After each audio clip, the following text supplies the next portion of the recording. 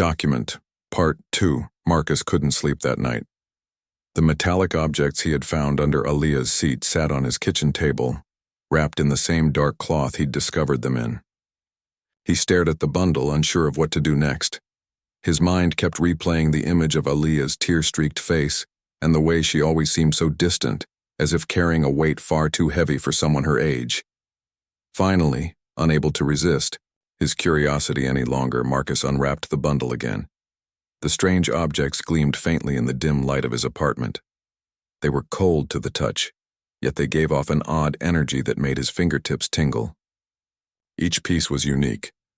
One looked like a flat disc with swirling patterns etched into its surface. Another resembled a rod twisted into sharp angles, and the third was a small sphere covered in tiny symbols that seemed to shift slightly when he tilted it. He tried to make sense of them. Were they toys? Tools?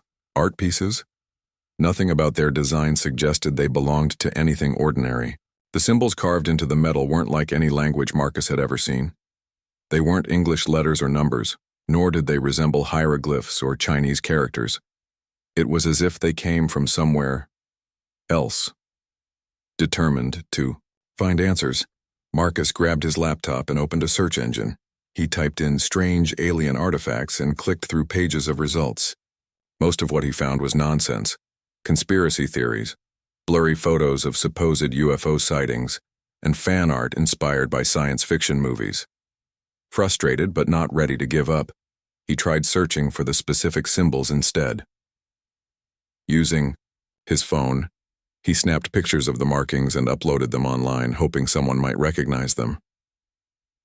Hours passed and still, nothing useful came up. Exhausted, Marcus leaned back in his chair and rubbed his temples. Maybe he was overthinking this. Maybe the objects were just some kind of school project or a gift from a relative. But deep down he knew better. There was something unusual about them, something otherworldly. And then, just as he was about to close his laptop and call it a night, the objects on the table began to hum. At first, the sound was barely audible, like the low vibration of a refrigerator motor, but within seconds it grew louder, filling the room with a steady, resonant tone. Marcus froze, his heart pounding in his chest.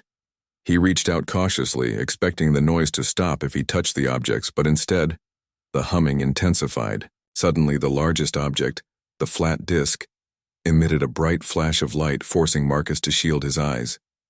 When the glare faded, Marcus blinked rapidly, trying to adjust to the sudden brightness. To his astonishment, images began appearing on the wall opposite the table. They were projections, vivid and lifelike, showing scenes unlike anything he'd ever seen before. Strange landscapes stretched across vast horizons, mountains made of crystal, rivers glowing with neon hues, and skies filled with multiple suns. In one scene, humanoid figures moved gracefully, their elongated limbs shimmering with iridescent colors. They communicated silently, their expressions serene, as beams of light connected them to floating orbs hovering above their heads. Marcus watched in awe, his fear slowly giving way to wonder. Whatever these objects were, they clearly weren't human-made. Could they really be alien? If so, how had Aaliyah come into possession of them, and why would she hide them under her seat on the bus? The next morning, Marcus woke up groggy and disoriented. The events of the previous night felt surreal, almost like a dream. But when he stumbled into the kitchen, the metallic objects were still there on the table, proof that what he'd experienced was real. He stared at them for a long moment, wondering what to do next. Should he confront Aaliyah directly, or should he try to figure things out on his own first? Deciding that caution was best, Marcus decided to observe Aaliyah more closely during her daily rides. That afternoon, as the bus pulled up to the corner of Maple Street, his stomach tightened with anticipation. Sure enough, Aaliyah climbed aboard, her hood pulled low over her face. She avoided eye contact as usual, murmuring a quick hi before heading to her usual seat at the back of the bus. This time, however, Marcus paid closer attention. He noticed the way she glanced around nervously, as if checking to see if anyone was watching her. When she thought no one was looking, she slipped her hand beneath the seat where he'd found the objects the day before. Her fingers fumbled briefly, searching for something that wasn't there anymore. For a split second, panic flashed across her face, but she quickly masked it, pulling her hand back and sitting up straight. Marcus's heart sank. Whatever those objects meant to her, they were important. Taking them without asking might have put her in danger, or worse, caused her pain. He felt a pang of guilt, but reminded himself that he hadn't known what he was dealing with. Still, he needed answers, and soon. After dropping off the last passenger that evening, Marcus lingered near the depot, waiting for Aaliyah to appear the next morning. When she finally boarded the bus the following day, he greeted her warmly, trying to sound casual. "Hey, Aaliyah," he said, smiling. "How's it going?" She hesitated, her eyes darting toward him uncertainly. "Fine," she muttered, her voice barely audible. "You sure?" Marcus pressed gently. "You seem a little, distracted lately." Aaliyah stiffened, her grip tightening on the straps of her backpack. "I'm okay," she insisted, though her tone lacked conviction. Then, after a pause, she added quietly, "Why are you asking?" Caught off guard, Marcus hesitated. He didn't want to scare her, but he also couldn't pretend everything was normal. "Well," he began carefully, "you've been crying a lot recently. I just wanted to check if everything's all right." For a moment, Aaliyah said nothing. She stared at him, her wide eyes searching his face as if trying to gauge whether she could trust him. Finally, she whispered, "You weren't supposed to find that." "Find what?" Marcus asked, though he already knew the answer. "The thing under my seat," she admitted, her voice trembling. "It's not yours. You shouldn't have taken it." "I didn't mean to upset you," Marcus replied quickly. "I was just curious. Those objects, they're not exactly ordinary, are they?"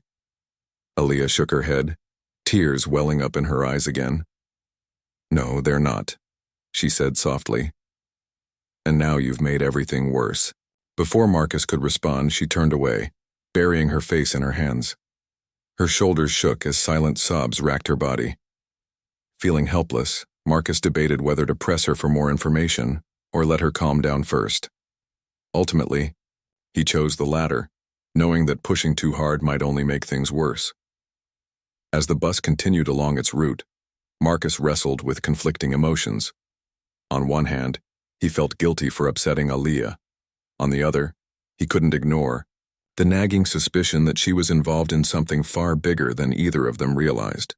Whatever those objects were, they clearly held immense significance and possibly danger.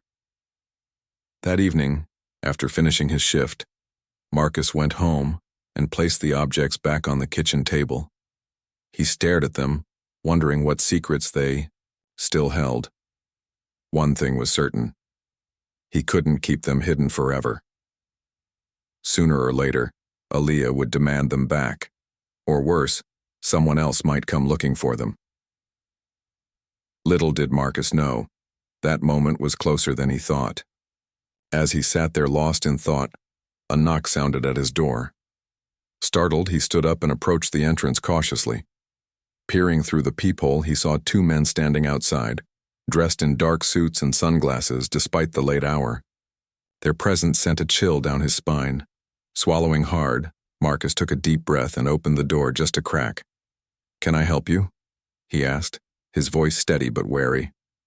"We're looking for something," one of the men said, his tone clipped and professional. "Something very valuable. We believe you may have it." Marcus's blood ran cold. Somehow they knew. But how? And who exactly were they? Document. Part 1. Marcus Green was a man who liked routine. Every morning he woke up at exactly 5:30 a.m., made himself a cup of black coffee, and drove his old blue sedan to the bus depot on the outskirts of Ridgewood. The town wasn't big or famous, it was just a place where people lived quiet lives, worked hard, and tried to get by. Marcus had been driving buses for nearly 20 years, and he knew every twist and turn of his route like the back of his hand. He also knew most of the faces that boarded his bus each day.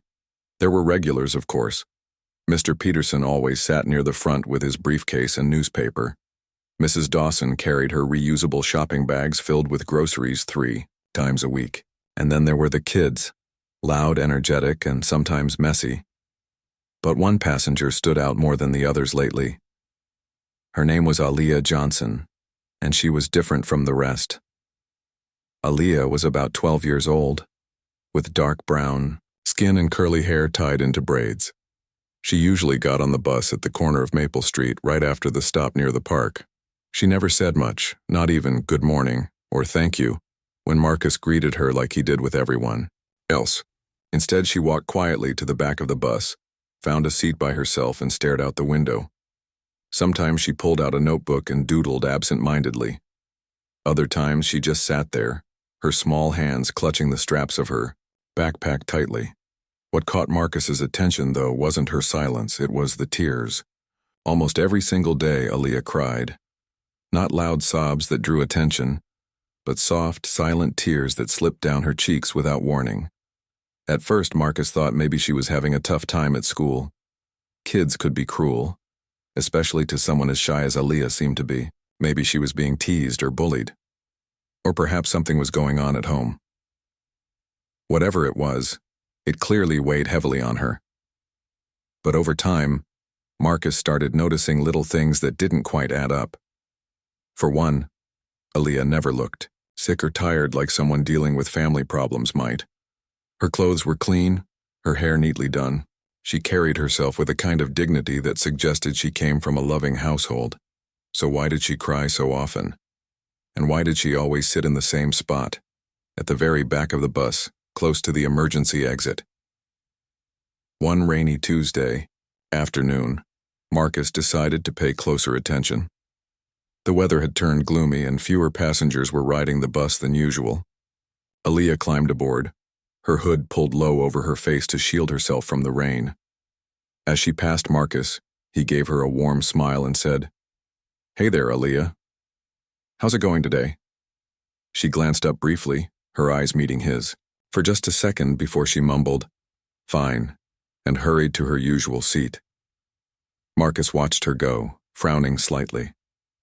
Something about her demeanor felt off. It wasn't just sadness. It was deeper, almost like fear. Fear of what, though? He couldn't say. As the bus rumbled along its route, Marcus kept glancing at the rearview mirror, checking on Aaliyah. She hadn't taken out her notebook this time. Instead, she sat hunched over, staring at her lap. Her shoulders shook slightly, and Marcus realized she was crying again. This time, however, she seemed to be trying even harder to hide it, wiping her face quickly whenever she thought no one was looking. When they finally reached her stop, Aaliyah stood up abruptly, slung her backpack over her shoulder, and stepped off the bus without a word. Marcus waited until she disappeared around the corner before pulling away from the curb. But as he drove, he couldn't shake the feeling that something wasn't right. There was a heaviness in the air, a sense that Aaliyah's tears weren't just about typical kid stuff. Later that evening, after finishing his shift and dropping off the last passenger, Marcus parked the bus in its usual spot at the depot. He locked the doors behind him and began his nightly walkthrough to make sure everything was in order. That's when he noticed it, a strange lump under Aaliyah's seat. Frowning, he bent down to take a closer look. Whatever it was wrapped in a dark cloth, almost blending in with the shadows beneath the seat. Curiosity tugged at him. What was Aaliyah hiding? Was it connected to why she cried so much? Marcus hesitated for a moment, debating whether he should leave it alone. After all, it wasn't his business. But something inside him, the same instinct that told him to slow down when the roads were icy or to check twice before crossing an intersection, urged him to investigate further. Carefully, he reached under the seat and pulled out the bundle. It was heavier than he expected, and the fabric felt coarse against his fingers. His heart thudded in his chest as he unwrapped it slowly, revealing several metallic objects inside. They were unlike anything he'd ever seen before, smooth, shiny, and covered in intricate patterns that seemed to shimmer faintly in the dim light of the bus. One of them looked like a small disc, while another resembled a twisted rod with sharp edges. Marcus stared at the objects, his mind racing. What were they? Where had Aaliyah gotten them? And why would she bring them onto the bus? He wrapped them back up and tucked them securely under his arm, deciding to take them home and figure out what to do next. Whatever these things were, they clearly meant something important, to Aaliyah at least. That night, as Marcus lay in bed staring at the ceiling, his thoughts kept circling back to the girl with the tears. Who was she really? What secrets was she carrying? And how deep did this mystery go? Little did he know finding those objects would change everything, not just for him, but for the entire world. End of Part 1. Document. Part 3. Marcus stood frozen in the doorway, his heart pounding like a drum. The two men outside wore identical dark suits and sunglasses, their expressions unreadable. One of them held up a small device that looked like a smartphone, but was covered in strange buttons and lights. It beeped softly, its screen glowing faintly as if scanning the air around them. "We're looking for something," the taller man repeated, his voice calm but firm. "Something very important. We believe you may have it." Marcus's mind raced. He glanced over his shoulder toward the kitchen table where the metallic objects sat hidden under a cloth. Could they sense the artifacts somehow? Was the device in the man's hand detecting them? His throat felt dry as he tried to think of a response. "I don't know what you're talking about," Marcus said finally, forcing his voice to sound steady. "I'm just a bus driver. I don't have anything valuable." The shorter man tilted his head slightly, studying Marcus with an intensity that made him feel exposed. "We'll be the judge of that," he said. Then, without waiting for permission, both men pushed past Marcus and entered the apartment. "Hey!" Marcus protested, stepping back instinctively. "You can't just come in here." The taller man ignored him, moving swiftly through the small living room while the shorter one headed straight for the kitchen. Marcus followed nervously, unsure of what to do. He wasn't a fighter, and these men clearly meant business. Confronting them directly would only make things worse. In the kitchen, the shorter man stopped abruptly when he saw the bundle on the table. He reached out and pulled off the cloth, revealing the metallic objects beneath. A satisfied smirk crossed his face as he turned to his partner. "Found it," he said simply. Marcus clenched his fists, anger bubbling inside him. "What is this?" he demanded. "Who are you people?" The taller man stepped forward, his hands clasped behind his back. "That's none of your concern," he replied coolly. "These items belong to us now. Hand them over and we'll leave quietly." "But they're not yours," Marcus shot back. "They belong to a child?" The shorter man interrupted, raising an eyebrow. "A little girl who has no idea how dangerous those things are? You really think she's capable of handling them responsibly?" Marcus faltered. What could he say? The truth was, he didn't fully understand what the objects were or why they mattered. All he knew was that Aaliyah had been entrusted with them, and taking them away felt wrong. Before he could respond, the taller man sighed impatiently. "Look, we don't want any trouble. Just give us the artifacts and everyone walks away unharmed." Marcus hesitated, his eyes darting between the two men and the objects on the table. He knew he couldn't fight them, but he also couldn't let them take the artifacts without knowing more. Desperate for answers, he decided to stall. "What do you want with them?" he asked. "Why are they so important?" The shorter man exchanged a glance with his partner before answering. "Let's just say they're part of something much bigger than you, or that girl, can comprehend. They're keys to unlocking technology far beyond human understanding. In the wrong hands, they could cause unimaginable destruction." "And in the right hands?" Marcus pressed.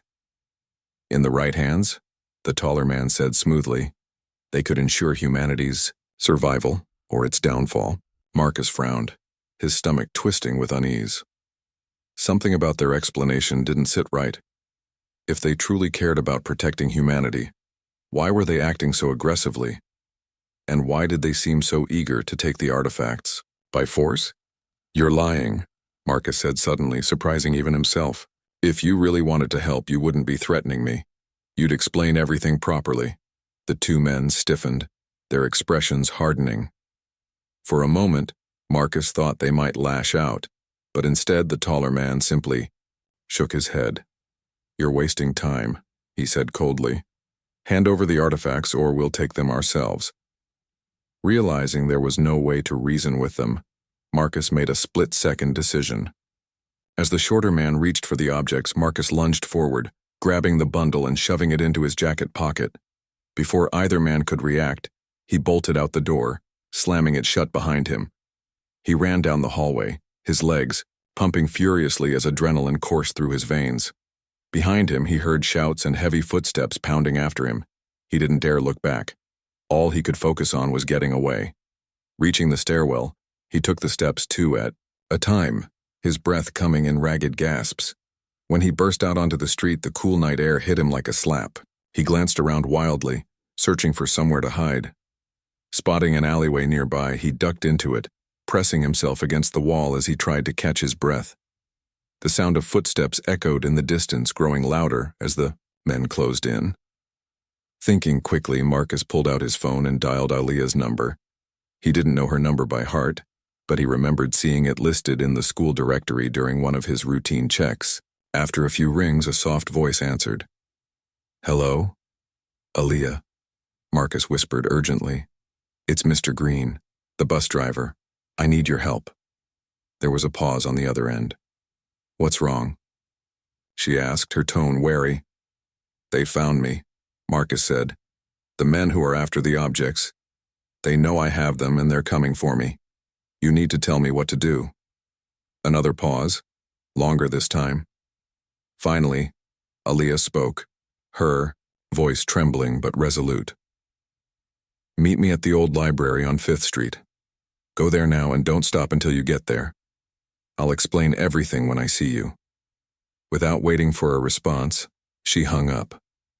Marcus stared at his phone for a moment, then slipped it back into his pocket. Taking a deep breath, he stepped out of the alley and began jogging toward the library, keeping to the shadows as much as possible. As he moved through the deserted streets, his mind replayed everything that had happened. These objects weren't just strange, they were dangerous. Dangerous enough to attract people willing to break into homes and chase strangers through the night. But why? What made them so special? By the time Marcus reached the library, sweat soaked his shirt, and his legs ached from running. The building loomed before him, its windows dark and boarded up. It had been abandoned for years, a relic of a bygone era. Still, it seemed like the perfect place to hide. Pushing open the creaky front door, Marcus stepped inside. The air smelled musty, and dust coated every surface. Moonlight streamed through cracks in the walls, casting eerie shadows across the floor. He waited silently, listening for any sign of pursuit. After several tense minutes, a faint noise caught his attention, a soft shuffle followed by the sound of breathing. Turning slowly, he saw Aaliyah standing in the doorway, her face pale and drawn. She clutched a small backpack tightly to her chest, her knuckles white. "You came," she said softly, stepping closer. "I wasn't sure you would." "I didn't have much choice," Marcus admitted. "Those men, they're after you, aren't they?" Aaliyah nodded, tears welling up in her eyes again. "I tried to keep them safe," she whispered, "but I failed. Now everyone's in danger because of me." Marcus frowned, confusion mixing with concern. "Start from the beginning," he urged gently. "Tell me everything."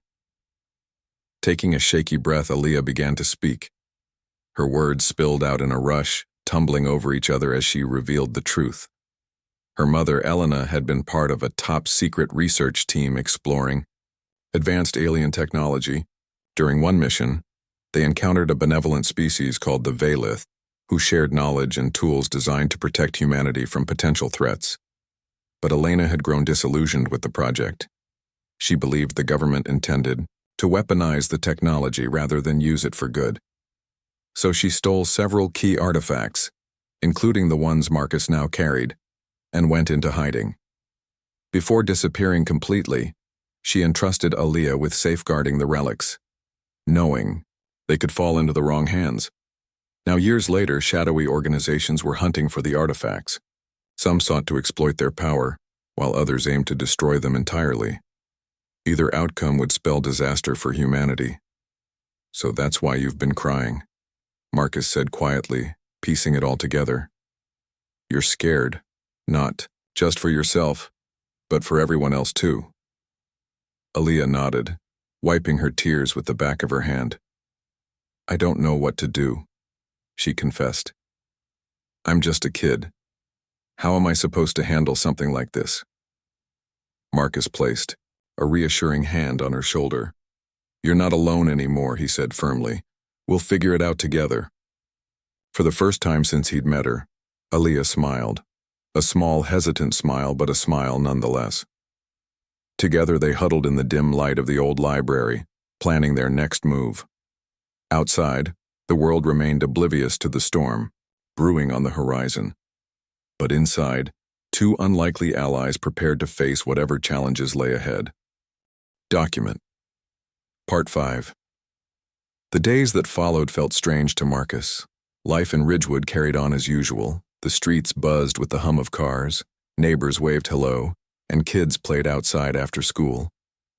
But for Marcus, everything seemed different.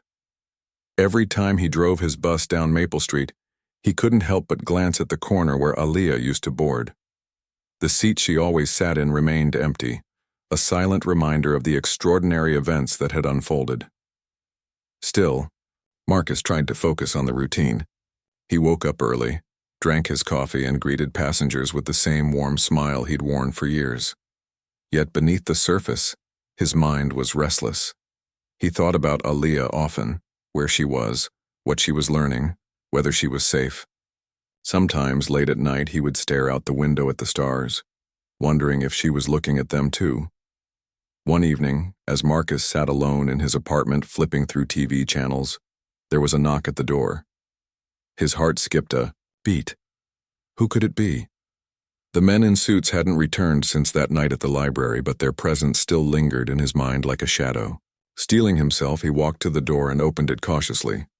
Standing on the other side was not an enemy, but someone unexpected, a young woman dressed in simple clothes, her dark hair tied back in a ponytail. Her face was familiar, though older and more mature than before. It took Marcus a moment to recognize her, but when he did, his jaw dropped. Aaliyah, he whispered, disbelief coloring his voice. She smiled, her eyes lighting up with warmth. Hi, Mr. Green, she said, softly. I told you I'd come back. Marcus stepped aside, ushering her inside. Once the door was closed, he turned to her, studying her closely. She looked taller, stronger, and more confident than the shy girl who had once cried silently on his bus. There was a quiet determination in her gaze, a sense that she had grown into someone capable of handling whatever challenges lay ahead. How are you here? Marcus stammered, still struggling to process her sudden reappearance. What happened? Where have you been? Aaliyah set her bag down on the table and pulled out a small device. It looked similar to the artifacts Marcus had found months ago, but sleeker and more refined. I've been with the Veilith, she explained. They taught me so much about the Nexus, the artifacts, and my role in protecting them. I learned how to use the technology responsibly, and now I'm ready to take on the responsibility my mom left for me. But why come back now? Marcus asked, sinking into a chair.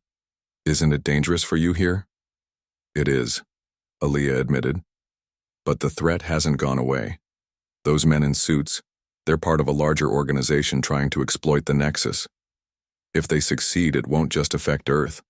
It could destabilize entire systems across the galaxy. That's why I need your help again. Marcus frowned, leaning forward. My help? What can I do? I'm just a bus driver. You're more than that, Aaliyah replied firmly. You've already done so much. You protected me when no one else could, and you trusted me even when things didn't make sense. Now I need you to trust me one more time. Reaching into her bag, she pulled out another object, a glowing orb about the size of a baseball.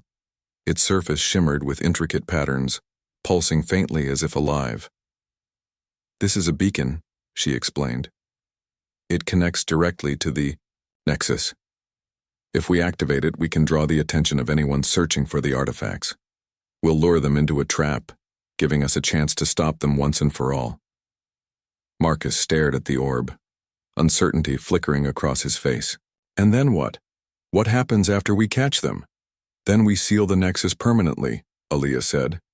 Using the artifacts, I can create a barrier that no one, not even the Vaylith, can break. It'll ensure the Nexus stays hidden until humanity is ready to handle its power responsibly. The plan sounded risky, almost reckless. But Marcus knew Aaliyah wasn't asking lightly.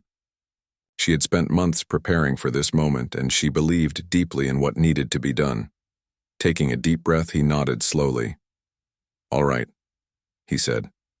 "Tell me what to do." Together, they devised a strategy.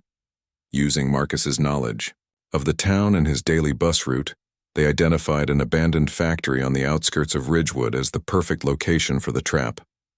The building was isolated, making it easy to monitor anyone approaching. With the beacon activated, it would act as bait, drawing the organization's agents straight to them. That night, under the cover of darkness, Marcus and Aaliyah made their way to the factory.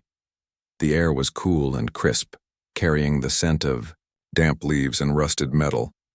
Inside, the space was vast and empty, its walls lined with broken machinery and crumbling shelves. Aaliyah placed the beacon in the center of the room, its glow casting eerie shadows across the floor. As they waited, Marcus couldn't shake the feeling of unease gnawing at him. What if something went wrong? What if they underestimated their enemies? But every time doubt crept in, he glanced at Aaliyah, whose calm demeanor reassured him. She wasn't the same frightened child he had met months ago.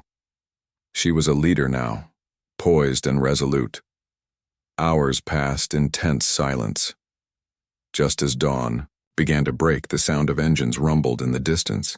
Headlights swept across the factory windows, followed by the screech of tires as vehicles skidded to a halt outside. Shadows moved beyond the walls, voices murmuring orders. Then, with a loud crash, the main doors burst open, and a group of armed men stormed inside. Marcus instinctively stepped in front of Aaliyah, shielding her from view. But instead of panicking, she raised her hand holding up the rod-shaped artifact she had brought with her. The instant she activated it, the room erupted in a blinding flash of light. The men froze mid-step, their weapons clattering to the ground, as they collapsed unconscious. When the light faded, the factory was eerily quiet. Aaliyah lowered the artifact, her expression unreadable. "It's done," she said simply. "They won't remember anything about tonight or the Nexus." Marcus let out a shaky breath, relief washing over him. "Does that mean it's over?" he asked. "Almost," Aaliyah replied. Walking to the beacon, she pressed her palm against its surface. The orb began to hum, growing brighter and brighter until it seemed to consume the entire room. Then, with a final pulse of energy, it vanished, leaving only silence behind. "The Nexus is sealed," Aaliyah announced. "No one will find it. Not for a long time." Marcus nodded, feeling a mix of pride and sadness. Pride because they had succeeded, sadness because he knew Aaliyah wouldn't stay in Ridgewood forever. Her destiny was written among the stars, far beyond the reach of ordinary lives like his. "I guess this is goodbye," Marcus said quietly, turning to face her. "For now," Aaliyah corrected, smiling softly. "But I'll never forget what you did for me, Mr. Green. You gave me a chance when no one else would, and someday when the world is ready, I'll come back." With that, she stepped toward the doorway, pausing, briefly to look back at him. Then, without another word, she disappeared into the morning light. Marcus stood there for a long time, watching as the sun rose higher in the sky. The factory was empty now, its secrets locked away forever. As he walked back to his bus, he felt a strange sense of peace. Life would go on just as it always had. But somewhere out there, among the infinite possibilities of the universe, a young woman with a brave heart was waiting for the day she could return home. Document Part 4. The old library was eerily quiet, its silence broken only by the occasional creak of the floorboards beneath their feet. Marcus and Aaliyah sat cross-legged on the dusty carpet, the metallic objects spread out between them. The faint glow of moonlight filtered through cracks in the boarded-up windows, casting long shadows across the room. Despite the chill in the air, both of them felt a strange warmth emanating from the artifacts. Aaliyah reached out tentatively, her fingers brushing against the smooth surface of the disc.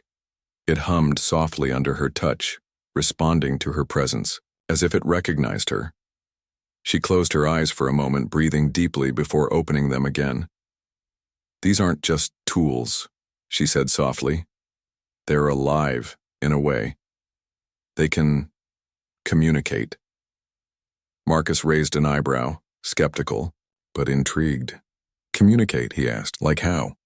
"Not with words," Aaliyah explained. "More like feelings or pictures. When I hold them, I see things, images of places and people I've never met. My mom said they were created by the Vaylith to help protect us. But they also have another purpose." "What's that?" Marcus prompted gently. "They're keys," Aaliyah replied, her voice barely above a whisper. "Keys to something called the Nexus, a place where all knowledge and power come together. If someone unlocks it, they could control everything. The past, the present, even the future. That's why so many people are after them." Marcus frowned, his mind struggling to process what she was saying. "So these men who came to my apartment, they work for one of those groups?" Aaliyah nodded solemnly. "Probably. There are lots of them, all trying to get their hands on the artifacts. Some want to use the Nexus to rule the world. Others think destroying it will keep humanity safe. But neither option is good. If the wrong person gets access, it could mean disaster for everyone." Marcus sighed, running a hand through his thinning hair. This was far beyond anything he'd ever imagined. He wasn't a hero. He was just a bus driver. How could he possibly help Aaliyah stop something this big? "We need to activate the distress signal," Aaliyah said suddenly, breaking into his thoughts. "It's the only way to call for help." "Distress signal?" Marcus echoed, confused. "What are you talking about?" Aaliyah pointed to the twisted rod-shaped object among the artifacts. "This one," she explained. "It's designed to send a message to the Vaylith. If we use it, they'll know we're in trouble, and they might come to help us." Marcus hesitated, uncertainty flickering across his face. "You mean aliens, real aliens? Are you sure that's a good idea?" "It's our best chance," Aaliyah insisted. "The Vaylith aren't dangerous, they're peaceful. They helped my mom and the others when they first discovered their technology. If anyone can protect the artifacts, it's them." Marcus still didn't look convinced, but he nodded reluctantly. "All right," he said. "Let's try it. What do we need to do?" Aaliyah picked up the rod carefully, holding it in both hands. "I need you to stand back," she instructed. "When I activate it, there might be side effects. Bright lights, maybe some noise. Just stay calm, okay?" Marcus stepped away, watching nervously as Aaliyah closed her eyes and focused. Her lips moved silently, as though she were reciting a prayer or mantra. Slowly, the rod began to glow, its surface shimmering with a soft golden light. The hum grew louder, vibrating through the room until it felt like the walls themselves were trembling. Then, without warning, a blinding flash erupted from the artifact, engulfing the entire library in a burst of radiant energy. Marcus shielded his eyes, momentarily blinded by the intensity of the light. When he finally lowered his arm, blinking rapidly to adjust to the dimness, he saw something incredible. Hovering outside the library's shattered windows was a sleek, silver spacecraft. Its surface gleamed like liquid metal, reflecting the stars above. The ship descended gracefully, landing silently in the empty lot next to the building. A hatch slid open, revealing two humanoid figures stepping out onto the ground. Their appearance was striking, yet familiar. Their skin shimmered with an iridescent quality, shifting colors as they moved. Their eyes glowed faintly, exuding a sense of wisdom and calm. They wore flowing robes adorned with intricate patterns that seemed to pulse with life. As they approached the library, Marcus instinctively stepped forward, placing himself between Aaliyah and the newcomers. One of the figures raised a hand in a gesture of peace. "Do not fear," a voice echoed in Marcus's mind, not spoken aloud but communicated directly into his thoughts. "We are the Vaylith. We have come in response to your call." Aaliyah let out a shaky breath, relief washing over her face. "Thank you for coming," she said, her voice steady despite her obvious nerves. "We need your help." The second figure tilted its head slightly, studying her with glowing eyes. "Child of Elena," it said, its tone gentle. "We have been watching over you since your mother entrusted you with the artifacts. You have done well to protect them, but now the threat has grown too great for you to face alone." "What should we do?" Aaliyah asked, clutching the rod tightly. "The Nexus cannot fall into the wrong hands," the first Vaylith replied, "but neither can it remain unguarded. You must come with us, young one. We will teach you how to wield the artifacts responsibly and ensure they are used for the greater good." Aaliyah's eyes widened in shock. "Come with you? Where?" "To our homeworld," the second Vaylith explained. "There, you will learn the truth about your heritage and the role you were born to play. But know this, it may be some time before you return to Earth." Marcus felt a pang of sadness at the thought of losing Aaliyah. In such a short time she had become more than just a passenger on his bus. She was brave, resourceful, and wise beyond her years. He couldn't imagine Ridgewood, or his daily route, without her. "But what about me?" Marcus asked, speaking, up for the first time. "What am I supposed to do?" The Vaylith turned to him, their gaze filled with gratitude. "You have played a vital role in protecting the child and the artifacts," they said. "Your courage and compassion have made a difference. For now, return to your life and trust that we will safeguard her. Should the need arise, we will call upon you again." Before Marcus could respond, the sound of distant engines reached their ears. Headlights pierced the darkness outside, illuminating the library's crumbling facade. The men in suits had found them. "We must leave now," the first Vaylith urged, extending a hand toward Aaliyah. Without hesitation, she took it, allowing herself to be led toward the waiting spacecraft. Marcus followed closely behind, determined to see her off safely. As they reached the ship, Aaliyah turned to Marcus, tears glistening in her eyes. "Thank you," she said softly, "for believing in me, for protecting me when no one else did." Marcus smiled, though his heart ached. "Take care of yourself, Aaliyah," he said, "and promise me one thing. Come back someday, stronger and wiser." "I promise," she whispered, hugging him tightly before climbing aboard the ship. The hatch sealed shut behind her, and within moments, the spacecraft lifted off the ground, ascending swiftly into the night sky. Marcus stood there for a long time, staring upward as the ship disappeared among the stars. The headlights grew closer, spilling into the lot as the men in suits emerged from their vehicles. But Marcus didn't run or hide. Instead, he faced them calmly, knowing that whatever happened next, Aaliyah was safe. The leader of the group approached him, his expression grim. "Where are the artifacts?" he demanded. Marcus shrugged, feigning ignorance. "I don't know what you're talking about," he replied. "But if you're looking for trouble, you've come to the wrong place." For once, the man seemed unsure of himself. Something in Marcus's demeanor told him the game was over.